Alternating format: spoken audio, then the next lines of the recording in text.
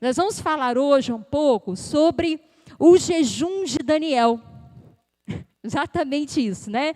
Nós estamos fazendo um propósito de jejum que nós denominamos de Daniel, porque é semelhante a um jejum que Daniel fez. Mas Daniel não fez um jejum só na vida, não, querido.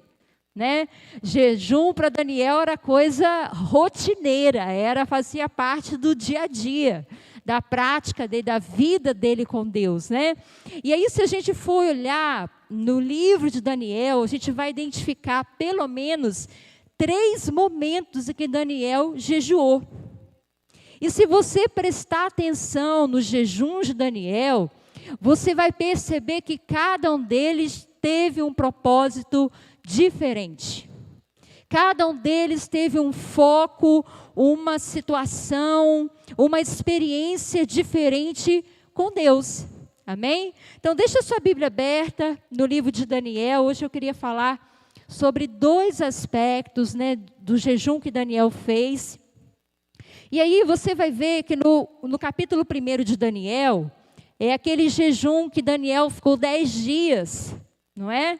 Se abstendo das iguarias do rei, não foi isso?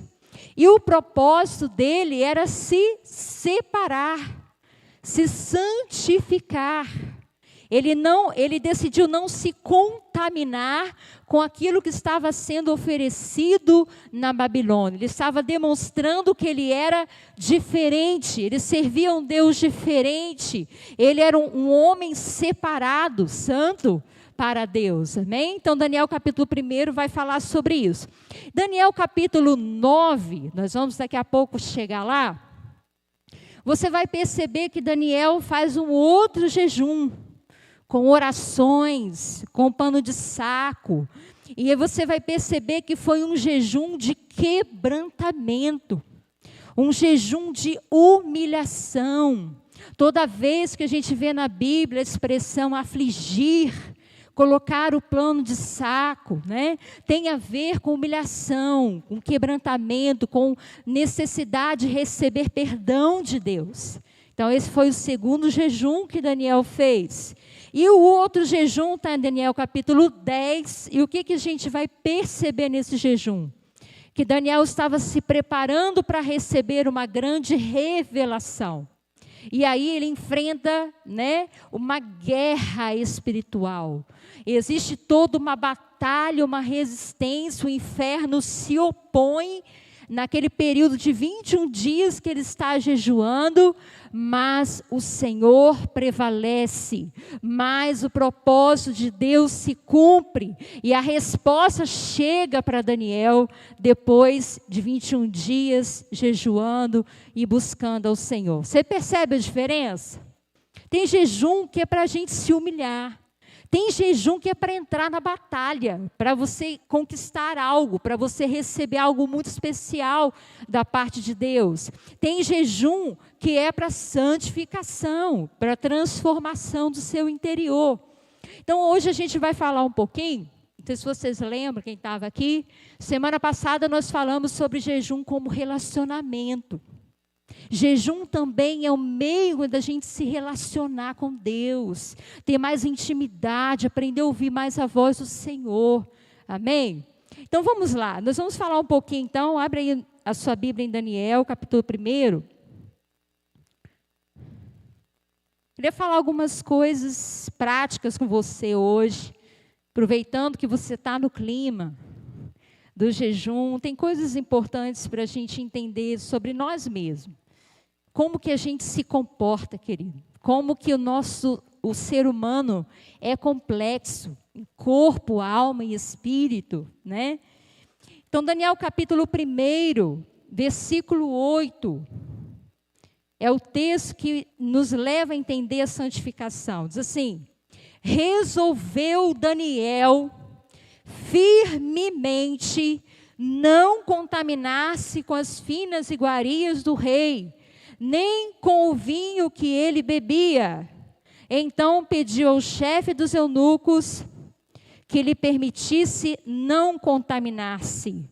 Ora, Deus concedeu a Daniel misericórdia e compreensão da parte do chefe dos eunucos. Então aqui você vê um posicionamento de Daniel diante de um mundo impuro, corrompido. Babilônia é o sistema de idolatria, de feitiçarias, de muitas coisas que são abominações ao Senhor. O que Daniel estava fazendo nessa terra, querido?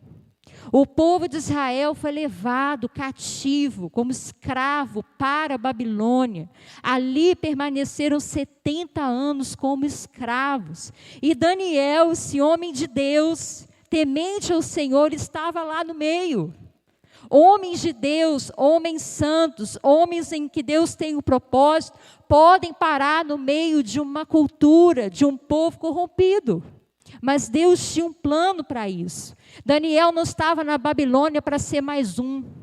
Daniel não estava lá para ser igual aos outros babilônicos. Estava lá para expressar a glória de Deus naquele lugar.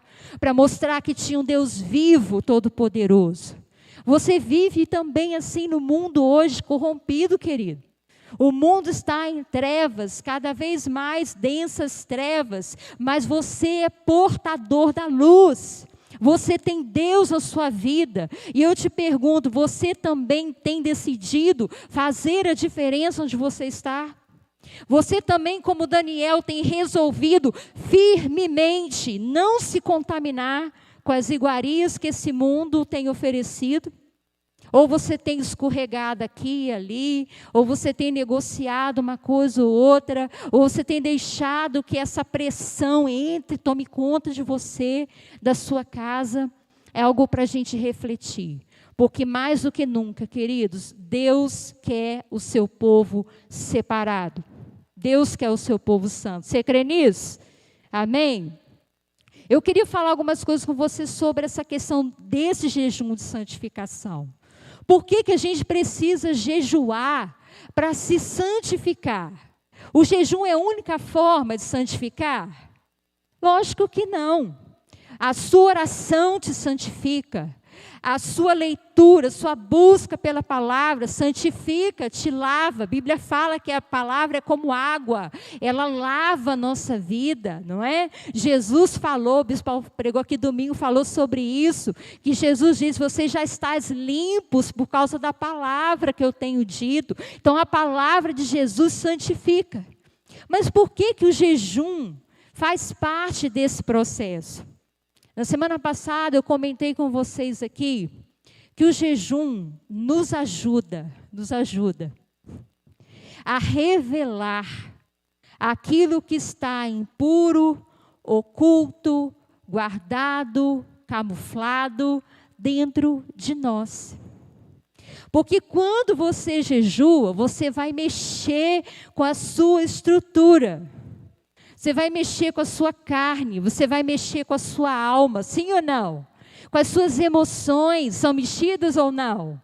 São. Então o jejum, eu estava pensando de tarde, esse jejum é como um fogo que acende dentro de nós, e aí vai trazendo à tona, vai trazendo à superfície as impurezas, elas vão aparecendo, sim ou não?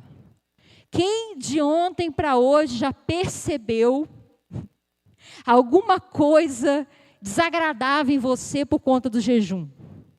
Posso levantar a mão? Eu percebi claramente alguns ataques, algumas questões minhas aflorando por conta do jejum. Por conta desse momento, dessa atmosfera que nós estamos buscando. Então, o jejum vai revelar, querido, algumas coisas ocultas em você. Sabe por quê? A gente tem a capacidade de encobrir, presta atenção nisso, muitas coisas através da comida. Sim ou não? Por exemplo, quando você está muito ansioso com alguma coisa, o que você faz? Eu como. Quando você está muito frustrado, muito chateado, tem gente que perde a fome, né? Mas quando você está muito chateado ou com um problema com alguma pessoa, o que você faz? Quando você está se sentindo triste, ou entediado, né? Porque o tédio também é um negócio que a gente tem muita dificuldade de lidar com o tédio, com a frustração. Então, a maioria das pessoas se distrai, não é que ela tem fome, ela se distrai através da comida. Então, a comida, querido, na nossa vida, pode encobrir muitas coisas. E a gente vai vivendo, a gente vai passando um dia após o outro e não percebe que tem raízes, que tem sentimentos, que tem coisas na nossa vida que o Senhor ainda quer tratar, que o Senhor quer curar. Então, o pastor Luciano Subirá, ele fala assim, que o bom não é jejuar, o bom é ter jejuado. Porque jejuar não é agradável, ele mexe profundamente com a gente. Mas depois que você jejua, você vence uma etapa, você consegue perceber o efeito daquilo na sua vida. Então eu queria que você refletisse nessa noite qual o papel que a comida, que o comer, seja o que for, a carne, ou o café, ou o refrigerante, ou o churrasco, ou o lanche, ou a pizza, seja o que for, que lugar isso ocupa, que poder isso tem sobre a sua vida. A gente que se sente muito mais calmo depois que come, né? Só que eu vou dizer uma coisa para você. A gente costuma dizer assim, eu estou irritada, eu estou chateada, eu estou mal-humorado porque eu estou com fome. Você não está mal-humorado, você está com fome. É a sua fome está revelando algo que já existe dentro de você. Seu mau humor, sua dificuldade, sua impaciência, se revela quando a gente está com fome. Amém? A gente vive, queridos, numa sociedade, uma cultura, a nossa cultura é ocidental. A cultura ocidental é de excesso de comida. Excesso. Você falar para uma pessoa que ela não pode fazer 3 refeições no dia, você arruma uma guerra, você arruma uma briga. Porque não fazer 3 refeições no dia é um absurdo, é quase a morte, é um desesperador. Talvez na cultura oriental lidam melhor com essa questão da alimentação. Hoje a gente está aprendendo mais, né? Desse lado de cá nosso. Então a gente já vem carregado disso. Tudo envolve comida, tudo envolve comer. Comer não é pecado, mas tudo que é excesso, tudo que descontrola, tudo que foge ao meu domínio se torna pecado. Você está entendendo, não? Então a gente vê na vida de Daniel esse controle, essa disposição, esse propósito. Ele queria agradar a Deus mais do que comer aquelas coisas maravilhosas que tinham naquele banquete. Jesus disse, eu sei que Jesus é o nosso padrão maior, mas Jesus disse em João 4, que a comida dele é fazer a vontade daquele que o enviou. Sim ou não? E nós precisamos entender, querido, o jejum, ele vai nos ajudar a santificar, ele vai transformar, ele vai abrir essa porta de transformação para a sua vida, para você se tornar cada dia mais parecido com Jesus, cada dia mais a sua imagem. Esse é o propósito de Deus na sua vida. Amém? Queria que você abrisse comigo em Tiago, capítulo 4, que é um texto muito forte, muito mesmo. E não é no Antigo Testamento, não, é no Novo Testamento. Tiago, capítulo 4, versículo 4 ao 10.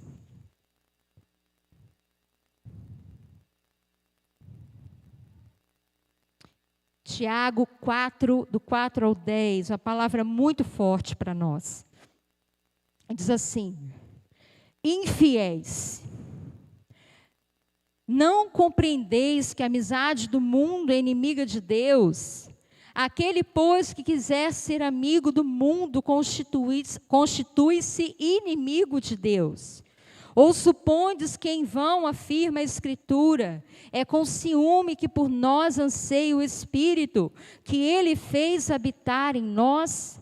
Antes, Ele dá maior graça, pelo que diz, Deus resiste aos soberbos, mas dá graça aos humildes. Sujeitai-vos, portanto, a Deus, mas resisti ao diabo, e ele fugirá de vós. Chegai-vos a Deus, e ele se achegará a vós outros. Purificai as mãos, pecadores, e vós que sois de ânimo dobre, limpai o coração. Olha o versículo 9. Afligi-vos, lamentai e chorai, converta-se o vosso riso em pranto, e a vossa alegria em tristeza. Humilhai-vos na presença do Senhor, e Ele vos exaltará. Amém? Querido, não é tempo de exaltar, não é tempo de vangloriar, não é tempo de ter orgulho das coisas, é tempo de humilhação que nós estamos vivendo. Eu posso dizer para você com toda a fé do meu coração, o que o Senhor está querendo de nós, de você, são atitudes de humilhação, de quebrantamento. Então não fique triste se por algum motivo você está jejuando ou você está passando disso e isso está mexendo com você. Deixa mexer com você. Sabe por quê? A hora que você cansar de lutar, você vai se render ao Senhor. Você vai se ajoelhar na presença dele e vai dizer: Senhor, eu sou fraco. Senhor, eu sou limitado. Eu vou chorar diante de ti porque eu estou sentindo assim, assim, assim. Porque essa luta está assim, assim, assim na minha vida. E o jejum vai revelar quem de fato você é, o que está passando dentro de você. Eu te disse que o jejum vai te ajudar a trazer à superfície coisas negativas. Mas não é para você carregar essas coisas negativas com você. É para você lançar aos pés o Senhor Jesus e dizer: Senhor, toma aqui, limpa aqui, tira aqui tudo que não está bom dentro de mim. Tudo que está me fazendo mal, que está me envenenando, está me atormentando. Queridos, eu ouvi uma frase, eu queria compartilhar isso com vocês.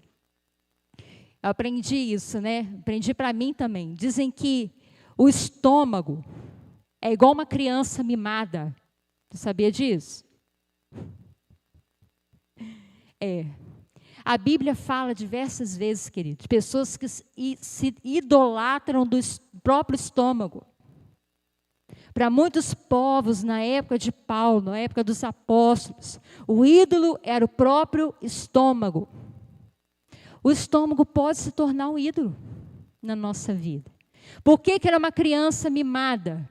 Porque a hora que ele quer, né, parece sem vontade própria, né? A hora que quer, esperneia, chama sua atenção, né? Acontece de tudo para quê? Para você satisfazer aquele anseio, aquele desejo, não é verdade? Mas o que a gente faz com criança mimada, querido? A gente dá tudo na hora que ela quer? Pensa bem. O que se torna uma criança que recebe tudo na hora que quer? Um problema, né? Uma criança sem limites. Será que o seu estômago também está sem limites? O Senhor quer te ensinar, me ensinar a ter disciplina, a dizer não para nós mesmos. Dizer, eu decido a hora, eu decido o que eu vou comer, o que eu não vou comer, como eu vou jejuar, o que eu não vou jejuar, em nome do Senhor Jesus. Nem que você tenha que brigar com você mesmo. Você está entendendo, não? Amém? Posso ouvir um amém? Nossa, Deus, glória a Deus. Não é fácil, não. Gálatas capítulo 5, abre aí comigo.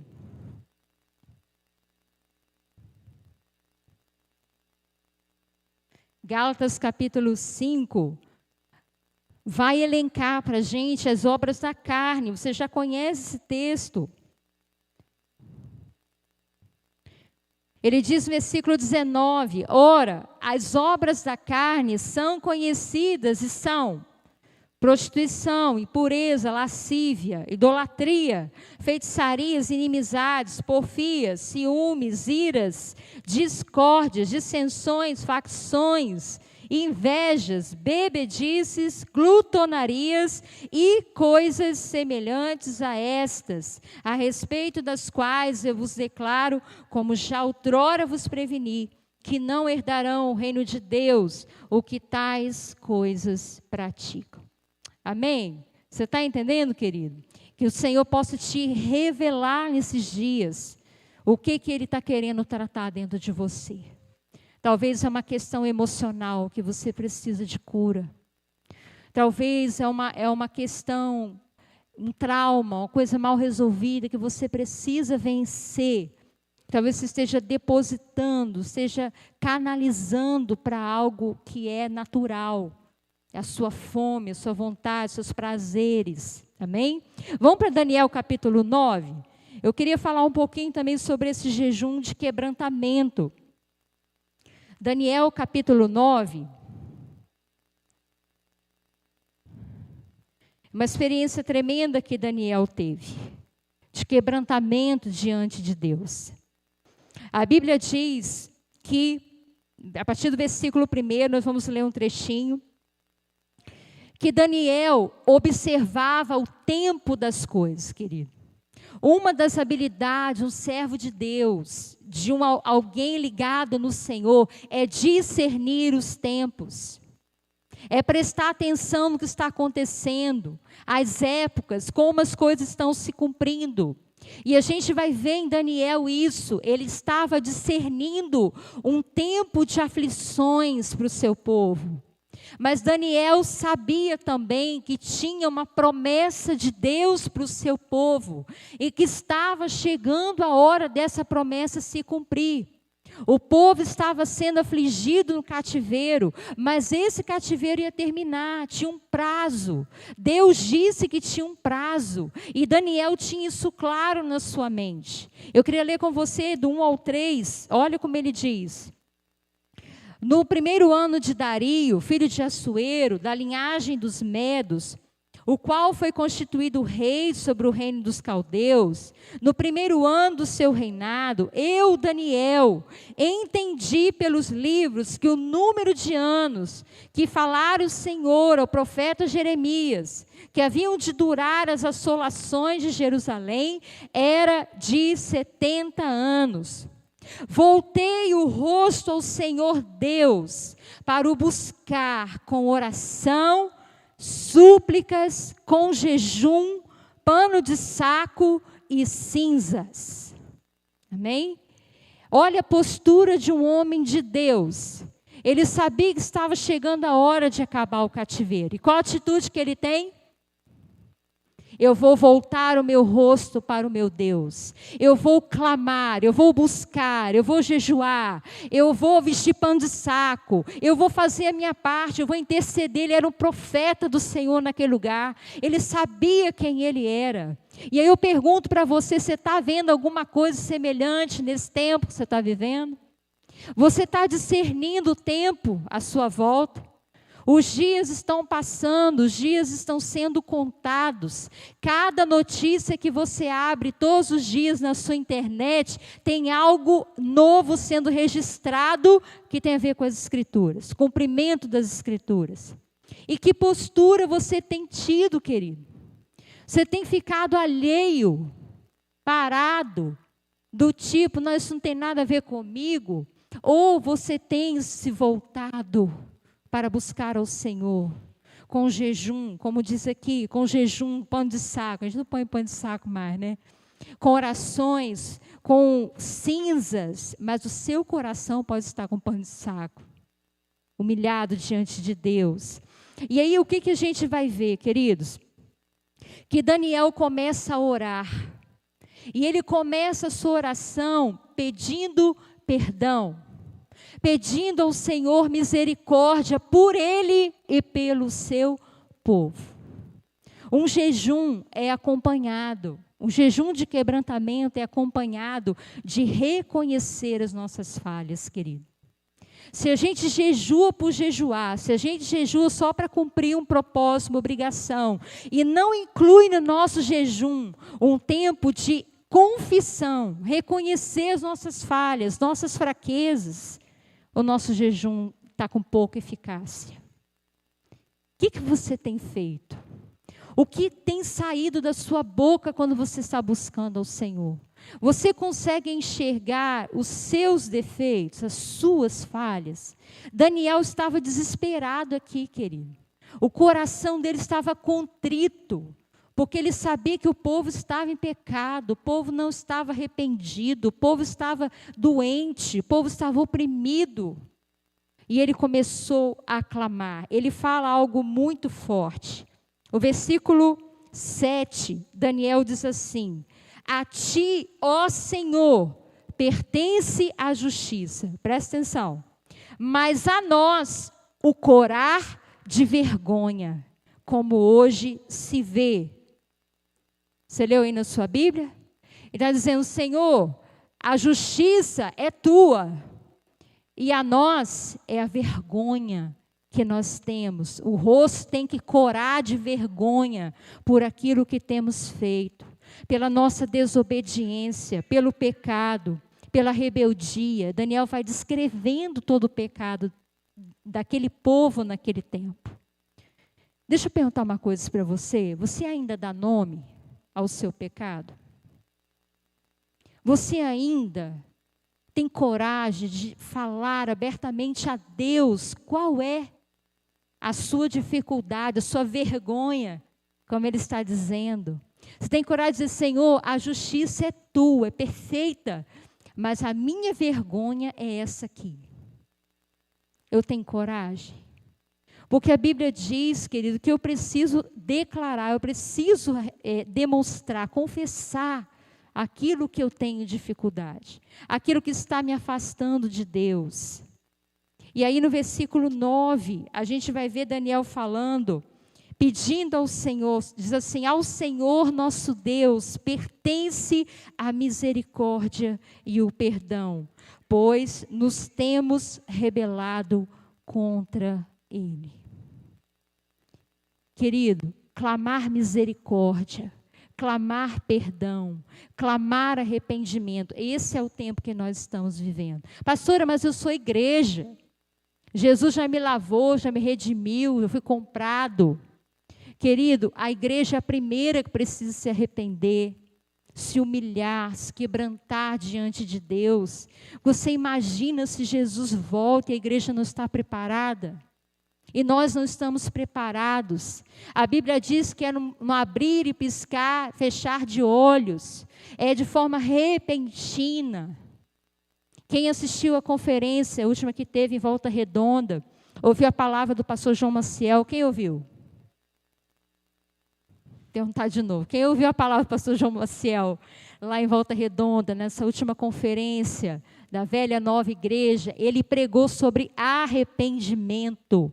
Depois vê lá no YouTube. Palavra poderosa sobre isso. Ele disse que o ministério dele era manco, era limitado, era fraco, que ele percebeu o quanto que ele estava sendo falho. Por quê? Porque ele não pregava arrependimento. E evangelho, boas novas, é arrependimento. É um coração contrito, quebrantado, humilhado diante de Deus. Tem coisas na sua vida que você tem que se arrepender, querido. Eu quero dizer para você que não é justificar, é arrepender, é diferente. Quantas vezes a gente se achega na presença de Deus em lágrimas e a gente fala para o Senhor: Senhor, eu fiz isso, mas o Senhor sabe. Mas é porque foi assim, porque fulano disse assim, porque o outro fez assim comigo. Nós temos argumentos, nós temos desculpas, e o Senhor quer encontrar o nosso coração arrependido. Arrependimento não tem explicação, querido. Tem nada que justifica. É clamar misericórdia, o perdão de Deus, pela minha falha, pela minha fraqueza, minha pequenez. É assumir qual é a minha parte. Você está entendendo? A palavra de Deus diz que nós não podemos dizer a Deus que Ele está nos tentando, que somos tentados por Ele. Tiago diz que nós somos tentados pelas nossos próprios desejos. Nossas próprias vontades é que nos fazem pecar. Amém, querido? Vamos nos arrepender mais?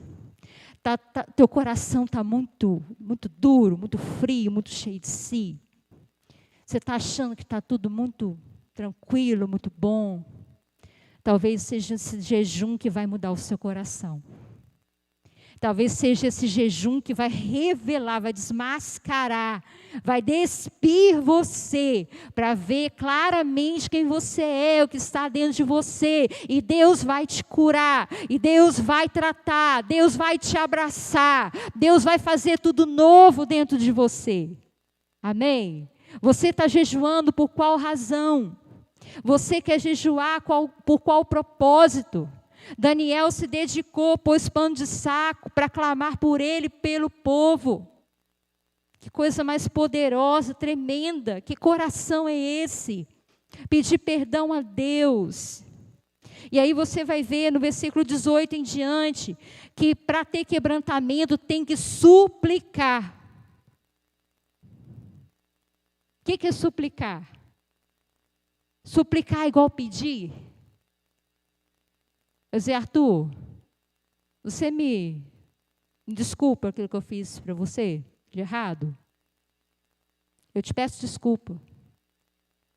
Você pedir. O que é suplicar? Arthur, eu estou tremendamente envergonhada. Eu estou constrangida. Pelo amor de Deus, me perdoa. Pelo amor de Deus, me desculpa porque eu errei muito com você, eu fui injusta com você. Com choro, com lágrima, com humilhação. Súplica é muito mais do que um pedido. Olha o que Daniel vai dizer no versículo 18, acompanha comigo, querido, diz assim, para a gente ter esse coração que Daniel tinha, ele diz...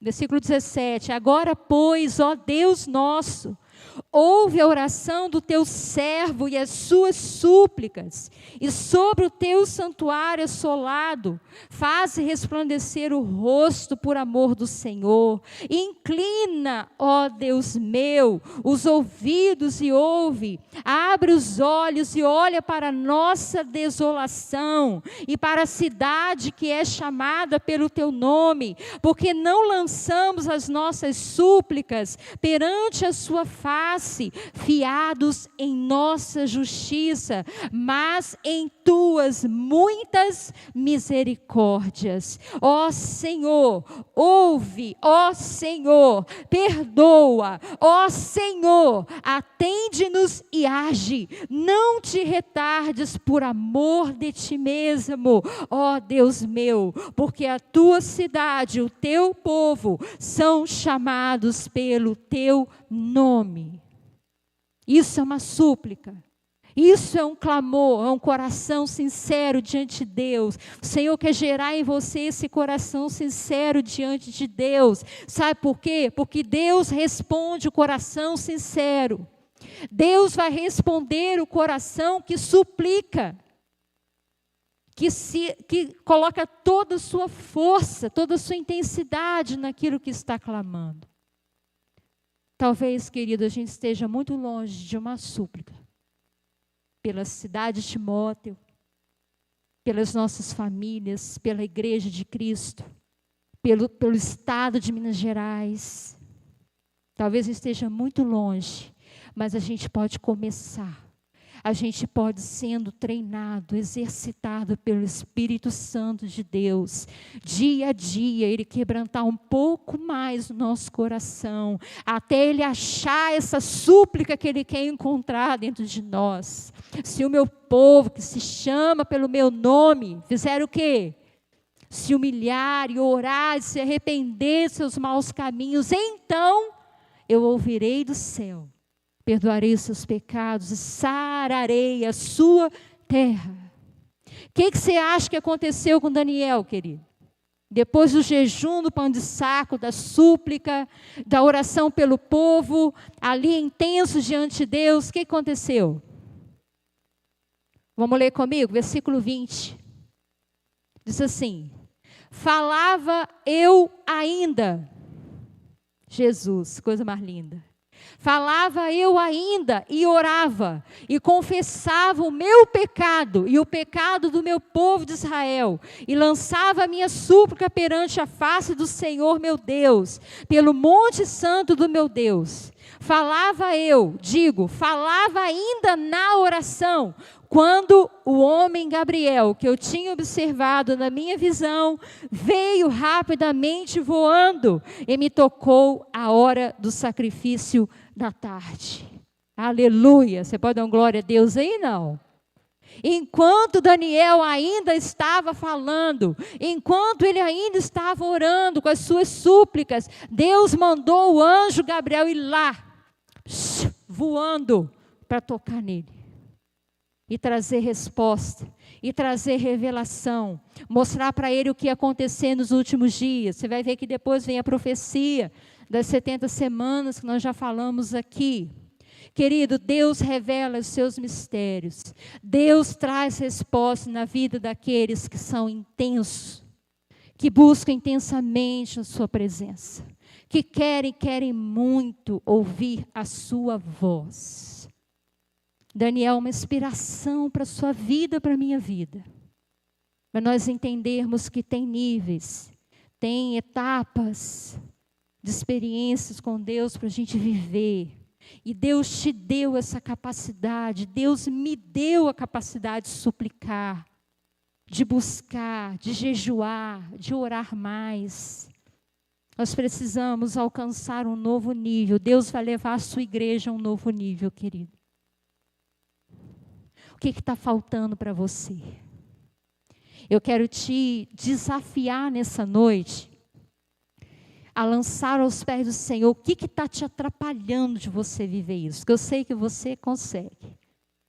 Deus te deu a capacidade de orar, de buscá-lo, de mergulhar na sua presença. Tem alguma coisa que está te impedindo? O diabo vai armar um tanto de dificuldade para você não fazer, querido. Para você não orar, para você não buscar. Você pode ter certeza disso. Mas você pode vencer pelo nome de Jesus. Você pode entrar com ousadia na sua presença. Você pode dizer, ô Senhor, me ajuda, mas eu quero chegar. Eu quero encontrar a resposta. Eu vou permanecer. Eu vou perseverar. Se hoje eu não conseguir, amanhã eu recomeço. Se hoje eu faço lei, amanhã eu continuo. Esse é o segredo da vida cristã, querido, permanecer. Jesus nunca disse que a gente tinha que fazer tudo sozinho. Ele incentivou você a permanecer. O que você não pode na sua vida com Deus é desistir. É voltar atrás, é recuar, regredir, é diminuir. Você tem que ir para frente, você tem que permanecer. É aí que está a sua vitória. Jesus disse que Ele é a videira e nós somos o quê? Os ramos, que permanece nele, dá fruto. Jesus não falou que você tem que ficar produzindo fruto. Ele disse para você permanecer. E você vai dar fruto, naturalmente. Guarda essa chave, guarda esse segredo para a sua vida, permaneça. Eu sei que tem pessoas aqui que têm conquistado disciplina em Deus, têm conseguido criar costumes, hábitos. Continua. Digo para você, permanece. Deixa Deus te levar a níveis mais altos na sua presença. E o último texto que eu quero ler com você hoje está em Joel, capítulo 2. Eu quero te mostrar que o quebrantamento traz poder de Deus na sua vida.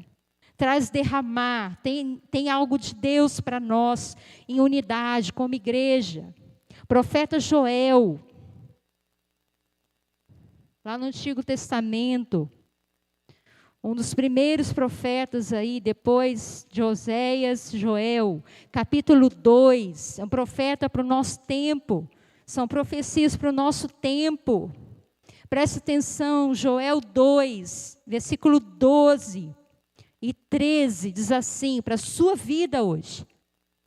Ainda assim, agora mesmo diz o Senhor, convertei-vos a mim de todo o vosso coração, E isso com jejuns, com choro e com pranto. Rasgai o vosso coração e não as vossas vestes. Convertei-vos ao Senhor vosso Deus, porque Ele é misericordioso e compassivo, e tardio em irar-se, grande em benignidade, e se arrepende do mal. Versículo 16: congregai o povo, santificai a congregação, ajuntai os anciãos, reuni os filhinhos e os que mamam, saia o noivo da sua recâmara e a noiva do seu aposento, chorem os sacerdotes, ministros do Senhor, entre o pórtico e o altar, e orem. Poupa o teu povo, ó Senhor, e não entregues a tua herança ao opróbrio, para que as nações façam escárnio dele. A direção de Deus para tempos difíceis, para tempos de angústia, tempos de aflições, é essa, querido. É lamentar, é jejum, é choro, é juntar o povo. Se você observar o texto, ele está falando de um jejum, de uma convocação coletiva, é uma unidade. É o povo dele reunido, até os que mamam tem que estar junto. Até aqueles que estão recém-casados ou noivos, sai dos seus aposentos e vem juntar-se a todo o povo para orar e buscar o Senhor. É urgente, é necessário para que a gente possa ver resposta de Deus. Esse povo está passando um tempo de angústia e Deus deu essa ordem para eles. E sabe o que Deus fez, querido? Você lê o texto, a continuação do texto, você vai ver o seguinte: Deus derramou abundância sobre os seus celeiros. Deus ouviu o clamor daquele povo e derramou abundância nos celeiros. E mais, a partir do versículo 28, a gente vai ver o derramar do Espírito Santo de Deus é a promessa para o povo dele que está unido em quebrantamento, em um coração contrito diante dele. Preste atenção no que eu vou dizer a você. Nós estamos vivendo tempos cada vez mais difíceis, que nós temos falado. Porém, o Senhor tem para a sua igreja um grande avivamento. Deus tem para nós prosperidade. Deus quer encher os celeiros do povo dele, para que o mundo veja a diferença entre o que serve a Deus e o que não serve, entre o justo e o ímpio. E Deus quer derramar mais o seu espírito, do seu poder sobre o seu povo. Mas você acha que isso vai vir assim? Todo mundo alheio, frio, insensível? De forma alguma. Deus vai derramar mais o fogo do poder do seu Espírito sobre a igreja avivada, quando o coração clama, quando o coração busca, quando a igreja está unida, buscando pela sua presença. Você está entendendo, querido? Não. Você faz parte disso. A proposta do jejum como denominação é para isso. É para nos unir, para nos juntar, para nos fortalecer mais. Entenda que você não está fazendo isso sozinho. Tem um propósito muito maior. Não se surpreenda com as dificuldades. Tem um propósito muito maior.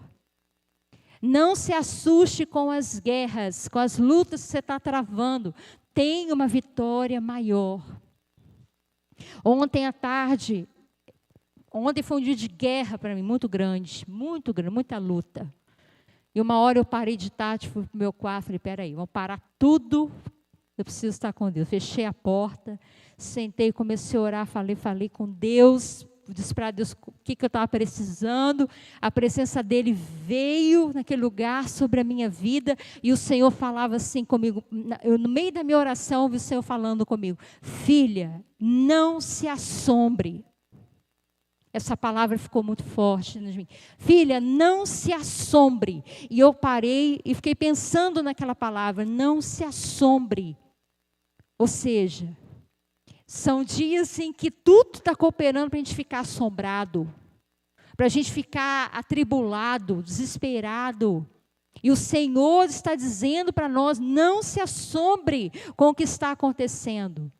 O que Ele quer dizer com isso? Ele está no controle, Ele continua no controle da nossa vida. Somente permaneça, somente faça a sua parte. Tudo pode estar assombrado, em trevas, mas você está na luz. Você está debaixo das asas do Altíssimo, amém? Aquele que habita no esconderijo do Altíssimo, a sombra do Onipotente vai descansar. Tudo pode cair, do seu lado, do outro lado. A tempestade pode vir, mas você está firmado sobre a rocha. Nada vai te abalar, nada vai tirar você da presença dEle. Nada vai te separar do amor de Deus que está em Cristo Jesus. Você acredita? O Senhor quer você forte, querido. As instruções que Ele está te dando é para te preparar, para você ser forte, para você ser um vencedor, você ser cheio da coragem do Espírito Santo na sua vida. Ninguém te intimide, em nome de Jesus. Tem um batismo de fogo. Tem um batismo de fogo para a sua igreja. Batismo de fogo é no meio da tribulação mesmo, mas ela é poderosa para nos sustentar. Você quer isso para a sua vida? Você tem isso para a sua vida?